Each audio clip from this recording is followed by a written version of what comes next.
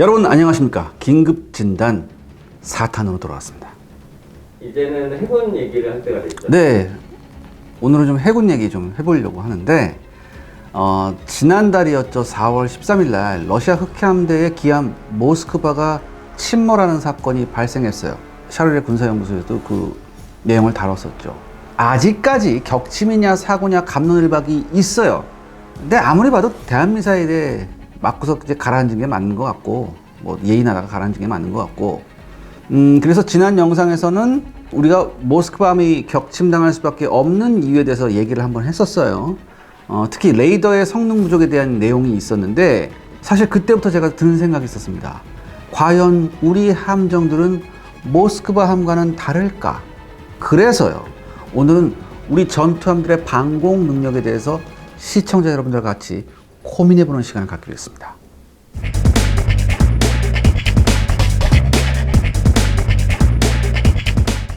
그렇다면 우리나라에서 어떤 함정들을 좀 봐야 될까요? 그러니까 우리나라도 함정이 꽤 많아요. 꽤 많은데 우리나라 해군의 주력함인 구축함들을 한번 알아보고자 합니다. 다른 호위함들도 많은데 그것까지 하기에는 시간이 없고 일단 구축함들만.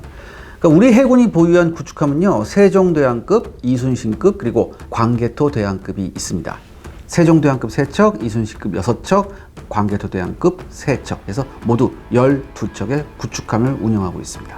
이 중 세종대왕급은요, 이지스함이에요. 그래서 현대전에서 요구하는 방공 능력을 갖추었을 것으로 판단이 당연히 되어지죠. 그래서 일단 세종대왕급은 제낄게요. 그럼 뭘 봐야 되느냐? 광개토대왕급하고 이순신급을 중점으로 보겠습니다. 먼저 광개토대왕급의 의미는 무엇일까? 우리가 광개토대왕, 여러분들은 뭐 당연히 있는 배라고 하시겠지만 이게 참 저로서는 의미가 깊어요. 이 광개토대왕급하고 이순신급하고. 왜 그러냐?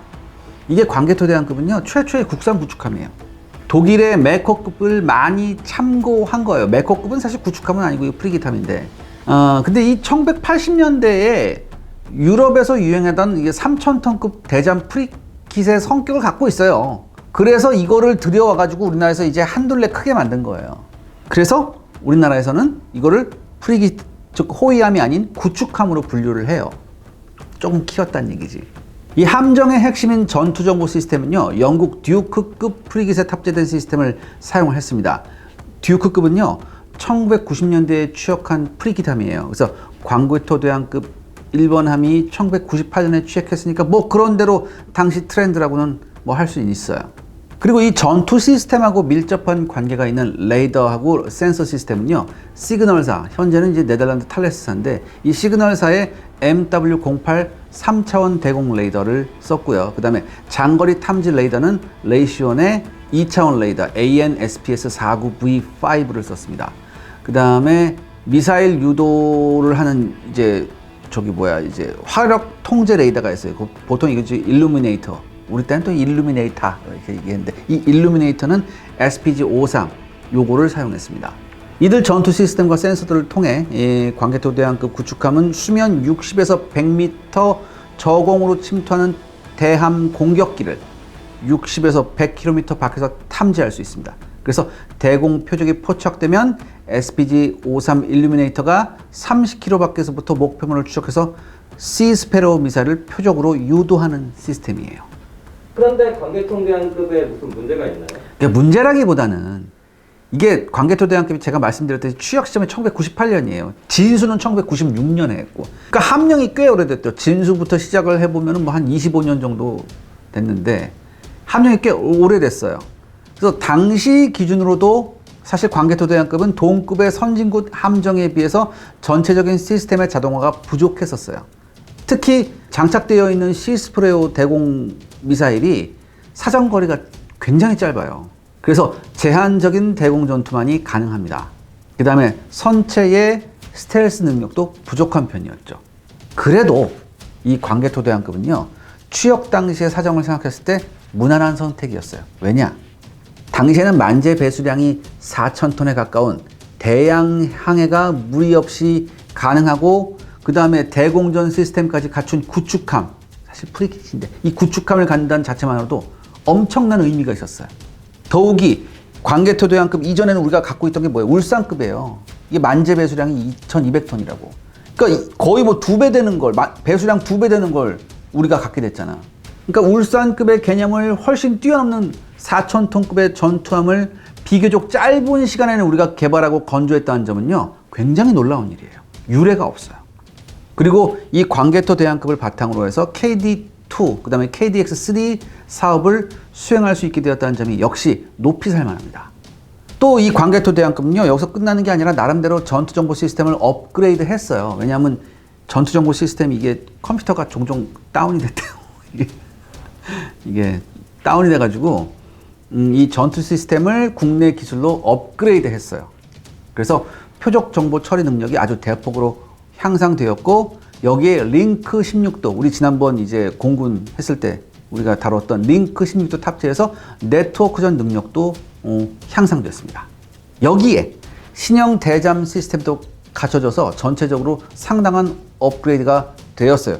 다만 오늘의 주제가 되는 함대공 능력, 즉 대공 미사일은 교체하지 않을 예정이에요. 왜냐? 얘가 시스페로를 쓴다고 했잖아요. 시스페로. 근데 우리나라 함정 중에서 시스페로 쓴 애가 얘밖에 없어요. 이 광개토 대왕급답게. 그래서 만약에 이 시스페로 시스템을 드러내고 신형 시스템을 다시 설치하려면 이게 배보다 배꼽이 더 큰 상황이 돼요. 그래서 할 수 있는 업그레이드를 최대한 해서 사용하는 것이 가장 합리적인 선택이죠. 그리고 더욱이 일본하면 제가 거듭거듭 말씀드리지만 이거 함량이 오래됐잖아요. 이 함량이 오래된 데다가 시스템 들여놓고 새로운 시스템을 한다, 이게 조금 가성비 면에서 이제 좋지가 않아서. 그렇다 하더라도요, 이 구형 레이더 시스템은 현대 함대공전에서는 곤란한 점이 많습니다. 그런데 광개토 대왕급의 함대공 레이더 문제는요, 이대로 이순신급까지 이어졌거든요. 그래서 바로 이순신으로 넘어갈게요. 이순신급은 어떤 상황인가요? 이게 1990년대에 우리 해군은요, 강력한 전투함을 갖고 싶어 했어요. 그리고 이런 요망이 날로 커져갔고, 급기야 해군이 5,000톤급 이상의 최신형 구축함을 한국 해군의 주력함으로 하려는 야심찬 프로젝트를 추진합니다. 그리고 그 결실이 이순신급 구축함이에요. 이 이순신급 구축함은요, 1990년대 초반에 등장한 최신의 건함 이론을 모두 적용했어요. 굉장히 의미심장한 전투함이죠, 우리로서는. 또 하나, 제가 앞에서 말씀드렸던 광개토 대왕급의 건조 노하우를 바탕으로 3가지 혁신적인 시스템을 탑재했습니다. 첫 번째가 뭐냐? 다층망 방공 시스템이에요. 우리 지난번에 모스크바함 때도 얘기 한번 했었죠. 이 3단계의 방공 시스템이 있었잖아요. 유사합니다. 사정거리 120km의 SM-2 장거리 함대공 미사일을 탑재했고요. 그 다음으로는 사정거리 10km의 램 단거리 함대공 미사일, 그리고 마지막으로 CIWS 근접 대공 시스템을 배열했어요. 그러니까 나름 3층의 다층망 방공층이었죠. 두 번째는요, 함체 건조에 있어서 스텔스성을 적극 도입한 거예요. 비록 당시 이제 국내 스텔스 기술 기반이 좀 취약했었어요. 그래서 영국의 도움을 굉장히 많이 받긴 했지만, 이 기술 덕분으로 기존의 5,000톤급 구축함과 비교해 볼 때 거의 90%에 가까운 레이더 반사 면적 감소에 성공합니다. 세 번째로는 데미지 컨트롤 시스템을 적극 도입한 거죠. 그래서 만에 하나 선체가 피격되더라도 피해를 최소화하도록 했습니다. 그리고 이로 인해 함의 생존성이 아주 크게 강화됐죠. 이게 총 6척이 나왔는데 4번 함 왕건부터는 한국형 미사일 수직 발사 시스템을 탑재하게 됩니다. 여기에 사정거리 1500km급의 한국형 순항미사일 현무 C도 탑재가 돼요. 그래서 2003년부터 2006년까지 6척이 추격해서 명실상부한 한국 해군의 주력 전투함이 됩니다. 네, 잘 됐네요. 네, 잘 됐죠. 뭐가 문제일까요? 뭐가 문제냐? 이제부터 문제가 시작이 됩니다. 문제가 뭐냐면 이순신급에 달려있는 레이더 시스템이에요. 이순신급에는요, 아까 광개토 대왕하고 비슷한데 2차원 대공 레이더는 레이시온의 AN/SPS-49V5를 사용하고요. 3차원 대공 레이더는 역시 시그널사의 MW08, 그리고 사격 통제 일루미네이터는 시그널사의 스티어 240이 탑재가 되어 있습니다. 여기서 잠깐 정리하죠. 지금 뭐 레이더가 굉장히 많잖아요. 그러니까 복잡하잖아요. 제가 요거를 좀 차근차근 설명드릴게요. 2차원, 3차원 일루미네이터가 도대체 뭐냐 이거죠. 이 항공 표적, 뭐 비행기가 됐든 미사일이 됐든 항공 표적이 나타나면은 이 탐지 레이더가 뭐냐면 이 SPS-49가 탐지하는 거예요. 그래서 SPS-49가 항공 목표물을 탐지해내면 얘를 탐지만 하면 안 되죠. 어떻게 해야 돼요? 추적해야 되잖아요. 이 추적을 누가 하냐? MW08이 담당해요. 그래서 MW08이 위치, 고도, 방위 등을 파악하고 추적하는 거예요. 그래서 3차원 레이더라고 부르는 거예요. 그리고 MW08이 추적한 정보를 사격 통제 시스템인 스티어 240에 전달합니다. 그러면 스티어 240이 최종적으로 관제 레이더가 돼가지고 데이터를 업링크하면서 미사일에 전달해요. 이 정보를. 그럼 사거리 내로 표적이 들어오면 미사일이 발사되는 거죠. 여기까지 이해되셨죠? 그런데 문제가 뭐냐? 이 MW08 레이더의 성능이 신통치 않다는 거예요. 일단 카탈로그 스펙상 MW08 레이더의 탐지거리는 최대 80km예요. 그 다음에 RCS, 즉 레이더 반사 면적 기준 0.1제곱미터는 20km 밖에서, 1제곱미터는 30km 밖에서, 2제곱미터의 표적은 40km 밖에서 탐지가 가능합니다. 그런데요, 이건 카탈로그 스펙이에요. 막상 실제 써보니까 탐지 능력이 카탈로그 스펙의 60% 수준이에요. 자, 그럼 다 제쳐두고 만약에 북한이 요번에 우크라이나가 썼던 넵튠과 비슷한 미사일을 쏘면 어떻게 하느냐, 이게 문제 아니겠어요? 그러니까 여기서 이런 얘기가 또 나와요. 야, 걔네가 북한 애들 그런 거 가지고 있어? 설마 할 수도 있어요.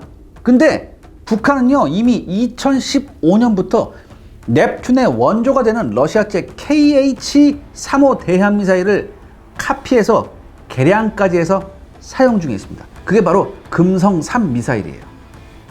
일단 KH-35의 기본 스펙 중에 이제 속도를 한번 살펴보면요, 최고 속도가 마하 0.85예요. 그리고 미사일 직경이 420mm입니다. 이걸 속도로 환산하면 시속 1040km예요. 그리고 RCS 명적은 0.18제곱미터가 되죠. 물론 미사일이라는 게 이게 그러니까 직경만 이렇게 된 거고, 미사일 날개가 또 나오잖아요. 이 날개까지 RCS 면적에 넣어야 되니까, 그러니까 최대한 2제곱미터로 계산을 해보면요, MW08이 카탈로그 스펙상 40km 밖에서 대한 미사일을 탐지하면 이 미사일이 명중하기까지, 즉 이순신급 함의 명중하기까지 남은 시간은 2분 20초 정도예요. 이 2분 20초 안에 스티어 240 일루미네이터로 록온을 해서 SM-2 미사일을 발사해야만 합니다. 그리고 만약 요격에 실패하면 CIWS가 처리하는 거죠. 그러니까 생각만 해봐도 굉장히 빠듯한 시간이에요. 그런데요, 만약에요, 미사일이 모스크바 때처럼 한 발이 아니라 두 발이 날아오면 어떡할 거예요? 그 왜 두 발 이상이라고 얘기하냐? 보통 대한미사일 한 발만 딸랑 안 써요. 예전에 포클랜드 전쟁도 그랬었고, 이번 모스크바함도 그랬었고, 확률을 높이기 위해서 보통 두세 발 쏴요. 일부에서는 이렇게 얘기합니다. MW08 탐지거리가 짧은 건 안다. 그렇기 때문에 탐지거리가 460km로 긴 SPS-49가 표적을 탐지하면, 이걸로 표적을 탐지하고 MW08 대신에 탐지거리가 긴 STIR-240, 이 일루미네이터, 이게 일루미네이터가 138km까지 이게 조준이 되거든. 이걸로 추적을 해서 업링크를 계속해서 하면은 충분히 대응이 가능하지 않냐, 이렇게 말을 하시는 분들도 계셨어요. 전문가들도 있었고. 이런 방식은 가능은 해요. 가능은 한데, 이렇게 되면요, 이 일루미네이터 스티어 240에 부하가 걸리게 돼요. 그리고 동시 교전도 어렵게 되죠. 왜냐면 이게 스티어 240은 하나만 달려있거든요. 그러니까 왜 동시 교전이 어려우냐? MW08이 성능이 안 나오니까 얘는 놀고 있단 말이지. 일단 얘는 놀고 있고, 계속적으로 스티어 240 일루미네이터로 그러니까 날라오는 한 목표물을 붙잡고 있어야 되잖아. 그러니까 다른 목표물을 추적하거나 타격할 수 없다는 약점이 생겨요. 시청자 여러분들의 구독과 좋아요는 영상 제작에 정말 큰 도움이 됩니다. 여러분들 부탁드리겠습니다. 구독과 좋아요. 실제로 림팩 훈련에서 이 방법을 사용해서 먼 거리의 목표물을 SM-2 미사일로 명중시켰어요. MW08 안 쓰고. 그러니까 그때 언론에서는 이런 내용을 모르고 그냥 대서특필했어요. 와, 우리 그냥 림팩 가서 한 번에 맞췄다 이거야, 우리가. 그래서 난리가 났어, 그때. 역시 뭐 이거다라고 하면서. 속사정도 모르고. 그래서 이런 얘기도 있어요. 우리가 이순신급 5,000톤급 구축함에다가 이 MW08을 달려고 하니까 오히려 제조사에서 괜찮겠냐고 물어본 적도 그런 카더라도 있어요. 이거 건데 쓰는 게 아니에요. 왜냐하면 실제 MW08 레이더를 쓰는 나라들이 어디냐면은 우리나라를 비롯해서 그리스, 포르투갈, 터키, 오만, 인도네시아예요. 그러니까 한마디로 해군이 별 볼 일 없는 나라들이야. 그런데 이런 나라들조차 대부분 3,000톤급 미만 함정에다가 MW08을 사용해요. 근데 우리나라는 5,000톤급 이순신급에다 이걸 달았다는 얘기지. 그리고 이것도 모자라서 만재 배수량 19,000톤급의 독도함에도 이걸 달았어요. 물론 독도함은 뭐 구축함 같은 방공함이 아니니까 조금 다르긴 한데 좀 씁쓸하죠. 그리고 참고로요, 제가 고백하자면 제가 잡지사에 있었을 때, 잡지사 들어가서 얼마 안 돼가지고 소시적이죠. 아주 파릇파릇할 때 제가 다음과 같은 기사를 썼던 기억이 있습니다. 뭐라고 썼냐? 일부에서는 KD2에 장착된 MW08 3차원 레이더의 탐지거리가 짧다는 의견도 있지만 MW08의 사거리가 닿지 않는 범위는 SPS-49 2차원 레이더와 스티어 240 일루미네이터의 조합으로 요격이 가능하니까 아쉬운 점이 있어도 큰 문제는 아닌 듯하다. 지금 생각해보면 굉장히 큰 문제인데, 그때는 사실 근데 이유가 있었어요. 왜 그랬냐? 알고는 있었지만 일단은 저는 너무 좋았던 게 뭐냐면, 일단은 우리 해군이 5,000톤급 구축함을 갖는 게 전 너무 기뻤어요. 그래서 그때 완전히 국뽕에 취해 있었죠. 그래서 이런 기사를 썼어요. 아무튼요, 지금 이런 전투 시스템, 레이더 시스템이라면요, 우리 이순신급 구축함도 자칫 실전에서 적의 대함 미사일에 위험할 수도 있다는 생각이 듭니다. 그러면 어떻게 이거 대응을 해야 될까요? 네, 다행히도 우리 해군도 이런 점을 인식하고 있습니다. 이거 당연히 인식하겠죠. 당연히 인식하겠지. 나보다 100만 배 더 똑똑한 분들인데. 그래서 작년에 최종안이 통과돼서, 업그레이드 최종안이 통과돼서 올해부터 업그레이드가 시작이 된다고 하네요. 가장 중요한 개선점은요, 한국형 전투 지휘 시스템의 탑재입니다. 그동안의 이 전투 지휘 시스템은요, 이것도 꽤 됐잖아. 2006년 막 이렇게 되니까. 그러니까 노후화가 굉장히 됐어요. 그래서 과보가 많이 걸렸대. 얼마나 과보가 많이 걸렸었냐. 여러분 놀라지 마세요. 평균 1.4일에 한 번꼴로 시스템이 셧다운 됐대요. 심할 때는 0.8일에 한 번. 그러니까 하루에 한 번은 무조건 된다는 얘기지. 그러니까 셧다운 될 때는 어떻게 해야 돼? 여러분 컴퓨터 셧다운 되면 어떻게 해요? 껐다가 다시 켜야 또 껐다 다시 켜야 돼. 근데 이게 왜냐하면 이 시스템이 옛날에 486 CPU 기반이었었거든. 그래서 이번에 개선점이 뭐냐? 이게 울산급 배치 2 함정이 있어요. 이 함정을 위해 개발된 신형 전투 체계를 탑재할 계획이에요. 그리고 이렇게 되면요, 표적 관리 능력은 3배 이상, 그 다음에 정보 처리 속도는요, 100배 이상 향상이 됩니다. 정보 처리 속도가 많이 중요한 건가요? 네, 이게 굉장히 중요한 요소입니다. 왜냐하면 전투함은요, 기본적으로 대공 레이더를 통해서 표적을 탐지하잖아요. 제가 아까 말씀드렸듯이. 그 다음에 탐지 정보를 바탕으로 표적을 구분 및 추적하고, 그 다음에 교전 우선순위를 부여하는 작업을 수행해요. 그 다음에 그 뒤에 가장 위험한 표적으로부터 차례로 요격한 후에 요격 결과를 판정하고 교전을 종료하거나 다시 재교전을 시도하는 거예요. 빗나가면 재교전 시도하고 계속해서 쫙 해야 되잖아. 알고리즘에 따라서. 그런데 여기에서 표적의 추적과 자동 요격의 경우에 교전 판단, 교전 과정의 관제 및 결과 판정 등을 전적으로 어디에 맡게 되냐? 전투 체계의 정보 처리 속도에 맡겨야 돼요. 그러니까 얘에 따라서 결정이 되는 거죠. 그러니까 이게 굉장히 중요한 거예요. 만약에 전투 체계의 교전 정보 처리 시간이 3초가 단축되잖아요. 그렇다면 만약에 마하 2.5급 초음속 대함미사일이 올 경우에는 2.5km 먼저 포착하는 것과 동일한 결과를 얻을 수 있대요. 그리고 만약에 이 시스템이 아니라 레이더 위치를 조절해서 이런 효과를 얻으려면은 레이더를요, 기존보다 4, 5m 높게 설치를 해야 된대요. 근데 여러분 배 타보신 분 아시잖아요. 배에 가장 높은 데 있는 게 레이더잖아요. 근데 가장 높은 데 있는 데 레이더를 이게 뭐 좀 변경하거나 위치를 더 높게 하면 이게 전체적인 함의 밸런스에 굉장한 영향을 주거든요. 그래서 이게 쉽게 못 해요. 따라서 이런 개량이 성공적으로 마무리된다면 이순신급 구축함의 대공 교정 능력은 상당히 향상될 것이 분명합니다. 그런데 진짜 근본적인 문제가 성천 레이더에 있지 않을까요? 이 뼈를 때리시는데 맞아요. 근데 그게 쉽지가 않아요. 왜냐하면 이게 사실 LIG 넥스원에서 개발한 우수한 함정용 A사 레이더가 있어요. SPS-550K가 있어요. 근데 이게 우리의 신형 호위함인 대구급 5번 함부터 탑재가 됐거든요. 그리고 우리의 이 함정용 신형 A사 레이더는요, 국산 함대공 미사일인 해군과 통합되어 있어요. 그러니까 굉장히 함대공 성능이 크게 향상이 되었어요. 향상된 건 맞는데 생각 같아서는 어떠고 싶어? 이 레이더를 이순신급에 탑재하면 되잖아. 그렇잖아요. 그럼 모든 게 깨끗이 해결되잖아요. 근데 문제가 뭐냐? 우리 이순신급 함은 대공 미사일로 제가 말씀드렸죠. SM-2를 써요. 해공 쓰는 게 아니라고. 그러니까 만약에 SPS-50K를 이순신 함에다가 탑재를 한다면은 SM-2 미사일을 통합을 하는 작업이 필요해요. 근데 이게 굉장히 시간이 많이 걸리고 비용이 만만치가 않습니다. 비용이 엄청나게 들어요. 또 하나, 이 현실적으로요. MW08 레이더는요. 무게가 2.12톤이에요. 그에 반해서 이 SPS-50K는요. 무게가 2.5톤이 훌쩍 넘어갑니다. 아, 겨우 몇백 킬로 가지고 그러냐? 이렇게 말씀하실 수 있는데 제가 다시 한번 말씀드리지만 레이더란 물건은요. 함의 최상부에 탑재됩니다. 그렇기 때문에 밸런스 맞추기가 굉장히 어렵다고 제가 말씀드렸잖아요. 근데 거기서 무게까지 늘어나 버리면 이거는 쉽지가 않아요, 정말. 그러니까 종합적으로 봤을 때 어떠냐?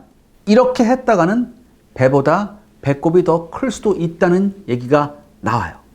그래서 아쉽게도 이 이순신급 함의 3차원 레이더는 교체하는 것이 어렵다고 얘기했는데 지난 작년에 우리 마덱스 있었죠. 그때 왜 우리 뭐 한국형 뭐 항공모함 나오고 막 이랬을 때 이때 가서 보니까 뭐가 있었냐면은 우리 차기 호위함에 탑재될 이 사면 고정형 다기능 위상배열 레이더가 있거든요. 쉽게 말해서 한국판 이지스 시스템인데 이 이지스 시스템이 이순신급에 탑재된 그런 것도 나왔었고 혹은 미국의 스파이원 이지스 레이더 시스템이 탑재될 가능성도 있다는 기사가 외신에서 나오기도 했어요.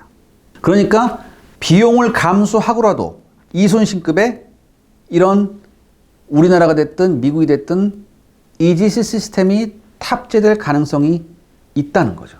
두고 봐야 하는 겁니다. 그리고 제가 방금 전에 말했던 우리 차기 호위함, 보통 이제 FFX 울산급 배치 3라고 하는데 이게 이제 내년부터 이제 나오기 시작해요. 이제 진수가 될 건데 이렇게 되면요, 우리 수상함들의 대공 방어 능력이 크게 향상될 겁니다. 그러니까 결론은 뭐냐? 조금은 불안한 면도 있긴 하지만 우리 해군도 역시 놀고 있지는 않다는 거죠. 다만 그동안 이지스함급 구축함의 추가 확보가 예상보다 너무 늦어진 것은 사실이에요. 그동안요, 우리가 이지스함 3척이 있었다고 그랬잖아요. 이 3척의 이지스함이요, 거의 쉼없이 로테이션을 돌았다고 하더라고요. 해군도 마찬가지야, 공군하고. 우리가 3면이 바라잖아. 그러니까 3면에 한 척씩은 떠 있어야 돼요. 그리고 이 한 척도 계속 쟁일 떠 있나? 계속 떠 있나? 맨날 며칠 몇 달이고? 아니잖아요. 한 척은 임무를 수행하고 한 척은 훈련하고 한 척은 정비를 해야 되거든. 그러니까 적어도 3척 정도는 있어서 로테이션 돌아야 된단 말이죠. 그래서 뭐 좀 걱정이 그동안 많이 됐었는데 늦게나마 이렇게 뭐 추가 확보도 2척 더 된다고 하고 그 다음에 우리가 만든 차기 구축함도 나온다고 하니까 다행입니다. 더 이상 실기하지 않기를 바랍니다. 배에 대한 점은 다 본 건가요? 네, 배는 이제 다 얘기했습니다. 그렇다면 뭘 또 봐야 될까요? 예, 마지막으로요. 이 기회에 우리 부사관들에 대한 얘기를 한번 해보려고 합니다. 왜 부사관이냐? 특히 배 같은 경우, 해군 같은 경우에는요. 이 해군 같은 전문 병종에서는 부사관들의 비중이 엄청 높아요. 왜냐하면 전문 분야니까. 전문 분야이기 때문에 부사관들이 굉장히 많이 필요합니다. 그런데 과연 지금 우리나라는 부사관들에 대한 처우가 어떨까? 이것도 한번 생각해 봤어요. 그래서 이번에도 복리 후생이나 이런 거 다 제껴요. 다 제끼고 급여 가지고만 한번 보겠습니다. 뭐 자꾸 급여 가지고만 봐서 죄송하긴 한데 그래도 한번 살펴보겠습니다. 근데 이게 제가 생각해봤던 것보다 이제 굉장히 좀 복잡하더라고요. 그래서 일단 직업 부사관님들 중에 하사의 급여를 가지고만 표를 만들어 봤습니다. 왜냐하면 부사관의 시작이 하사니까 시작하는 하사의 급여를 가지고 한번 표를 만들어 봤습니다. 이게 사실 이게 굉장히 자료가 구하기 힘들었는데 제가 뭐 다행스럽게 좀 구하게 됐습니다. 다음 표는요. 2021년 세계 각국의 하사 계급 평균 월 급여를 나타낸 겁니다. 우리나라 원으로 다 환산을 해놨습니다. 미국이 한 375만 원 정도. 그 다음에 일본이 240만 원 받고, 우리나라가 한 180만 원 정도 받고, 중국이 한 100만 원 정도 받습니다. 근데 여러분들 이거 생각해 보셔야죠. 당연히 각 나라의 GDP, 그 다음에 물가, 군대의 규모, 국방 예산의 규모 등등이 다 다르니까 단순 비교하는 것은 곤란하겠죠. 당연히. 이렇게 단순 비교하는 건 곤란해요. 그래서 뭔가 비교 지표가 있어야 될 것 같거든요. 그래서 뭘 했느냐. 제가 일단 첫 번째 해당 국가들의 대졸 초임을 한번 봤습니다. 대졸 초임 보니까 미국 어떻습니까? 544만 7천 원. 굉장히 많이 왔네요. 일본이 206만 원. 한국이 275만 원. 우리나라가 더 많이 받습니다. 우리나라가 더 많이 받아요. 일본보다. 그 다음에 중국이 한 91만 7천 원 정도. 그러면 이 비교 지표를 가지고 제가 뭘 할 거냐. 이 비교 지표를 가지고 퍼센테이지를 한번 환산해 봤습니다. 즉 대졸 초임 급여 대 하사의 월급. 그럼 왜 대졸 초임하고 비교를 했느냐? 대졸 초임도 뭐예요? 자기 전공 분야가 있어서 이렇게 그 전공 분야에 따라서 들어가서 초임이잖아요. 마찬가지로 하사도 자기 전공 분야에 따라서 들어간 초임이라고 생각을 했기 때문에 그래서 제가 초임하고 비교를 해봤습니다. 비교를 해보니까 미국 같은 경우에는 대졸 초임에 비해서 하사 월 급여가 68%, 일본은 오히려 높죠. 116%, 한국은 66%, 중국은 118%가 나왔습니다. 보시다시피 또 씁쓸합니다. 조금 씁쓸합니다. 여러분 이 부사관은요. 군의 허리를 담당하는 매우 중요한 직책입니다. 특히 출산율이 점점 줄어드는 우리나라에서 전문성을 가진 부사관들은요. 그야말로 군의 핵심적인 인력이라고 해도 과언이 아닙니다.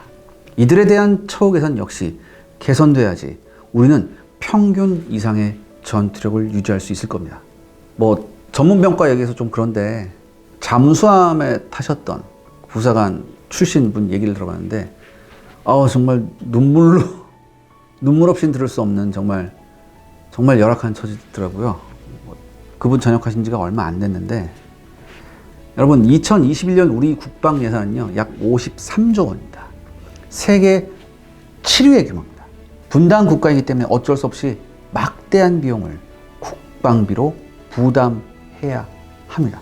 근데 전 이 국방비가 굉장히 효율적으로 쓰였으면 좋겠어요. 이 예산을 진짜 어디에 어떻게 효율적으로 낭비 없이 쓰느냐가 너무나도 중요한 문제일 것 같습니다. 오늘 여기까지 하겠습니다. 끝까지 시청해주셔서 감사합니다.